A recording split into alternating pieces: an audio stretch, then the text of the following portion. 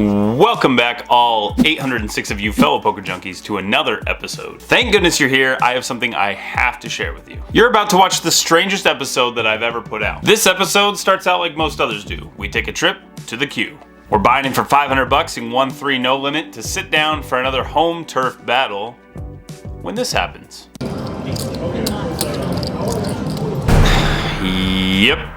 I'm about to derail the normal flow of a typical vlog. But first, I need to tell you that yes, that photo is the actual chip stack from the end of the session. So there's some good things coming up. I'm going to detail all of it. We're going to go through some hands, and I'm going to be giving away 10% like I always do. But first, we got to talk about what happened, because it's a big deal. Quest is trying to uphold a standard that they've had in place for a long time. Though I was pretty heated at first when it happened, I was able to cool down. This is where you come in. I need your help.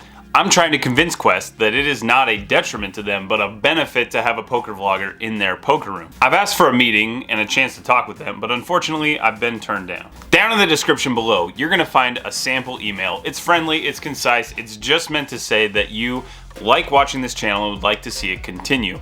My hope is that if Quest gets enough of these emails, they will decide that, hey, this is worth continuing to do and maybe see more of a partnership rather than a problem.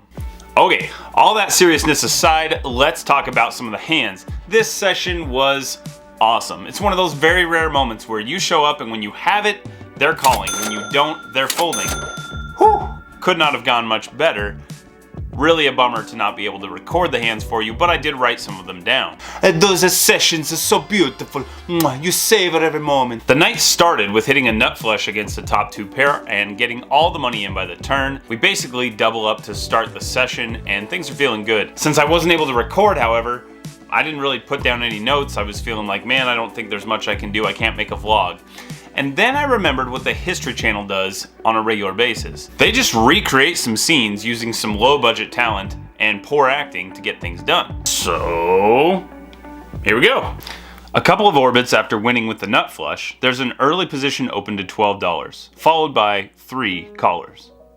I'm in the big blind and see pocket queens. I raise to $75. I get 3 callers. Oh man.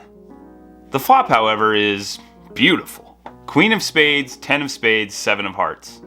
Heads up, I'm probably going to make a smaller bet and try to get some value, but I've got 3 opponents here, and chances are I'm going to be able to get a call from some kind of a draw set or a combo draw. You could argue that I should have bet smaller in this spot, but I bet $200. My opponents overcalled pre-flop, so I'm going to expect them to overcall post-flop as well when I make this sizing. Turns out I'm wrong, however, as everyone folds. You could tell me below how you would have played this spot, as you would probably tell me that you would bet smaller, and I did debate going for a bet size more like half pot. Tell me what you think. For the next hand of significance, we have black kings on the button with a $1,400 stack. There's 3 limps in front of me, and I make it $22. Under the gun and the cutoff call. The flop is ace of spades, 9 of spades, 7 of spades.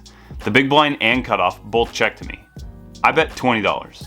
My reason for doing this is that I will usually get to see both the turn and river before facing a decision if I don't improve. It's pretty rare that players are going to check call and then donk lead the turn. So I expect this to check through on the turn, which will give the opportunity to check and see the river.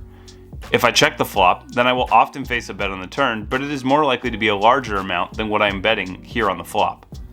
Both players call. The turn is the queen of spades. My plan to check back and try to improve is out the window. Time to get some value. I bet $75.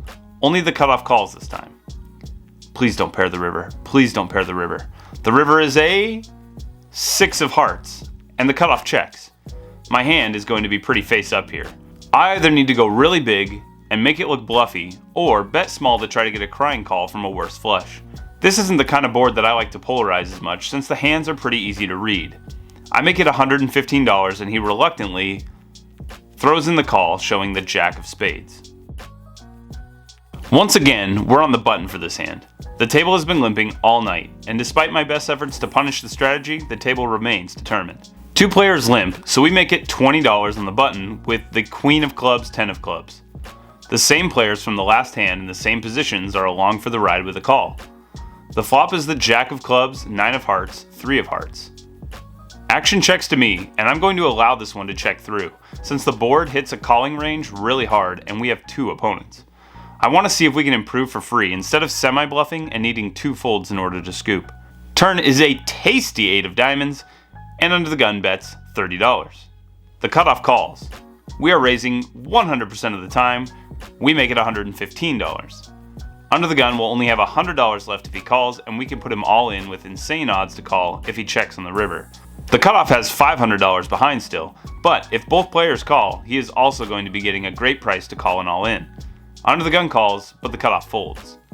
The river is the 5 of hearts, bringing in the front door flush, and now he jams. We set up for this spot to get all of his chips in, but it doesn't feel as good with the flush on the board and the all-in lead. But I'm not folding for this price, and I throw in the call. He turns up, ace-jack offsuit for top pair, and we pick up another nice pot. I played almost 5 hours in this session, won $1,300, and that means that $130 is coming your way. Let's find out who's taking home that money right now by drawing from the Seahawks hat of destiny.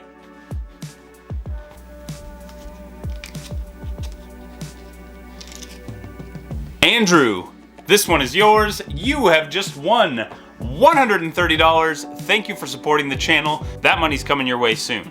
If you want to be part of the most unique poker partnership on YouTube and have your name drawn to take home some money whenever I win, then scroll down in the description box below, click the link, and sign up to support the channel for just $5 per month. So far, we have given away $497 in the first 3 months that we've been doing this. So congrats to everybody out there who's been supporting, but get yourself a piece of that action.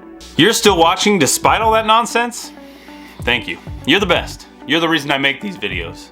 And to thank you for sticking around, I've got some outtakes that I'm going to share with you that have needed a home for a while. I just haven't found a place to put them, but hey, it's the strangest episode we're ever going to do, so let's include them at the end here. This one needs a bit of an explanation. So I'm recording a captain's vlog along the way in our trip to Seattle that I never end up using in the episode, but at the time when we left the house, I was doing all these little asides with the camera where I would start captain's vlog and then give an update on the trip. Now they didn't make the cut, but this particular one, we have just left Seattle. We've hopped in the car, and before we did, I told all of my kids, hey, go use the bathroom, make sure you don't need it so we don't have to stop anymore on the way. We get onto the freeway, and I think it's been 8 minutes since we've left, and my son pipes up from the back and says, hey Dad, I need the bathroom. And I said, well, didn't you just go? He said, yeah, but I forgot to poop. So we pull off at the next exit, we go to a store, and I'm in the parking lot. I decide to record this little aside to explain the situation, and I just start losing it and can't pull myself back together. Captain's vlog. How am I gonna say this? Captain's vlog concerning a crewmate's log. Hold on, let me try that again. No, Sean. Yes, it's so funny. All right. He forgot to make his log. Captain's vlog concerning a crewmate's log. Okay, let me try again. Why is our family so much about you? Captain's vlog concerning a crewmate's You log. can't get through it. It's such a good line. Let me try one more time. All right. Captain's vlog concerning. What's wrong with me? All right. Okay. Captain's log concerning. Oh my gosh! I did it twice in a row. Concerning. Okay. Concerning. Captain's vlog. Okay. I'm all messed up. Okay. Captain's log. Concerning. Oh my gosh! Oh my gosh! What is happening? What are you trying to say? What is happening? What are you trying to I can't say concerning. Say con. Con. Sir. Ing. Conturning. Okay. Woo. All right, let's go. Whew. I go first. Captain's log. Concerning a crewmate's log. We were leaving Seattle. We had everyone use the bathroom immediately. And we got into the car. 10 minutes back into the car, I was informed by one of our crew members that while they did use the bathroom, they forgot that they had to go poop in the bathroom and only went pee. So we had to pull off again so that they could take care of business. Thank you for watching. I appreciate you. If you would, please send that email. It's down in the description box below. Thanks for being here. Go crush a table, and I will catch you next time.